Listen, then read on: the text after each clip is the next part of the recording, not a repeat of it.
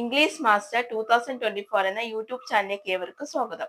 അപ്പൊ നമ്മൾ ഇന്നത്തെ ക്ലാസ്സിൽ നോക്കാനായിട്ട് പോകുന്നത് ഗ്രാമറിന്റെ മോട്ടിവേഷന്റെ ക്ലാസ് തന്നെയാണ്. ഓക്കെ, അപ്പൊ നമുക്ക് അതിന്റെ ഡീറ്റെയിൽ ആയിട്ട് നോക്കാം. ഇന്നത്തെ ക്ലാസ്സിൽ നമ്മൾ ഡിസ്കസ് ചെയ്യാൻ പോകുന്നത് essential of active listening. Active ലിസണിങ്ങിന്റെ എസെൻഷ്യൽ കാര്യങ്ങളൊക്കെയാണ് നമ്മൾ ഇന്നത്തെ ക്ലാസ്സിൽ ഡിസ്കസ് ചെയ്യാൻ പോകുന്നത്.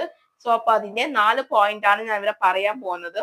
അപ്പൊ അത് ഏതൊക്കെയാണെന്ന് നമുക്ക് നോക്കാം. ഓക്കെ, ഒന്നാമത്തെ വന്നിട്ട് ഇന്റേൺസിറ്റി എന്ന് വെച്ചാൽ തീവ്രത. നമുക്ക് ഒരു കാര്യത്തെ കുറിച്ച് അറിയാനായിട്ട് നമുക്ക് ഭയങ്കരമായിട്ട് ആകാംക്ഷയുണ്ടാവും, ആവേശം ഉണ്ടാവും.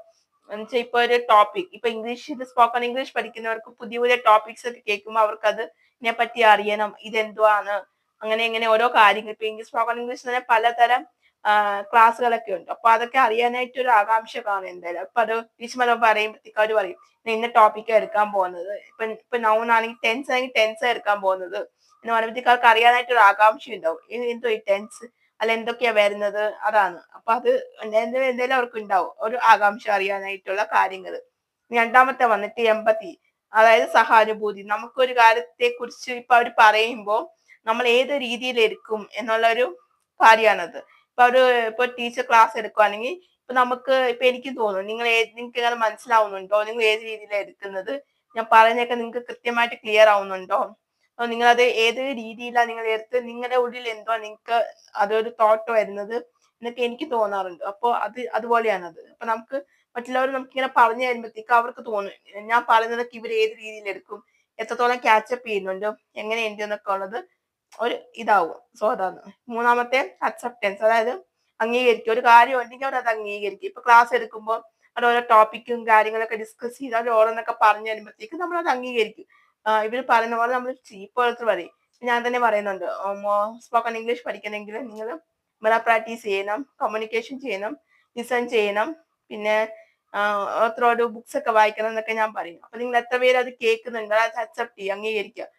ഇങ്ങനെ പറഞ്ഞത് ശരിയാണ്, നമ്മൾ ഇതൊക്കെ പഠിച്ചാലേ നമുക്ക് കൂടുതലായിട്ടും സ്പോക്കൺ ഇംഗ്ലീഷ് പഠിക്കാൻ പറ്റത്തുള്ളൂ എന്ന് എനിക്ക് തന്നെ തോന്നാറുണ്ട്. അപ്പോൾ അതാണത്. നമ്മളൊരു അക്സെപ്റ്റൻസ്, നമ്മൾ പറയുന്ന കാര്യങ്ങൾക്ക് നമ്മൾ അംഗീകരിക്കുക ശരിയാണെന്ന രീതിയിൽ. പിന്നെ recognise the responsibility for completeness, അതായത് നമുക്കൊരു കാര്യം പൂർത്തിയാക്കാൻ വേണ്ടിയിട്ട് നമ്മൾ അതിനെ തിരിച്ചറിവ്. റെക്കഗ്നൈസ് എന്ന് വെച്ചാൽ തിരിച്ചറിവ്, പിന്നെ റെസ്പോൺസിബിലിറ്റി എന്ന് വെച്ചാൽ അറിയാറ്, ഉത്തരവാദിത്വം. അപ്പൊ നമുക്കൊരു ഒരു തിരിച്ചറിവ് ഉണ്ടാവും, നമുക്ക് ഈ ഒരു കാര്യം പഠിക്കണം. നമുക്ക് സ്പോക്കൺ ഇംഗ്ലീഷ് എന്ന് വെച്ചാൽ ഒരു കോഴ്സാണ്, നമുക്കൊരു ഗോളാണ് ഇത്, ഇത്ര മാസത്തിനുള്ളിൽ നമ്മൾ പഠിക്കുന്നുള്ളത്. അപ്പൊ നമുക്കത് തിരിച്ചറിയാൻ പറ്റും നമുക്കൊരു കാര്യം. അവർ പറയുന്ന കാര്യങ്ങളൊക്കെ നമുക്ക് മനസ്സിലാക്കാൻ പറ്റും. അപ്പൊ നമുക്ക് തിരിച്ചറിവുണ്ട്, നമുക്ക് ഇത് എന്തായാലും പഠിച്ചെടുക്കണം എന്നുള്ള ഒരു ബോധമുണ്ട് നമുക്ക്. അപ്പൊ അതിനൊരു ഉത്തരവാദിത്വം നമുക്കുണ്ട്, ഇത് പഠിക്കണം എന്നുള്ള ഒരു ഉത്തരവാദിത്തമാണ് നമ്മുടെ.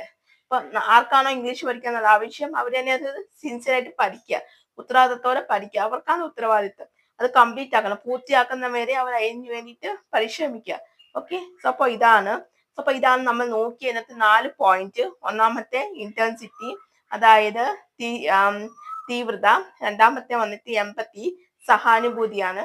പിന്നെ മൂന്നാമത്തെ അക്സെപ്റ്റൻസ്, അതായത് അംഗീകരിക്കുക.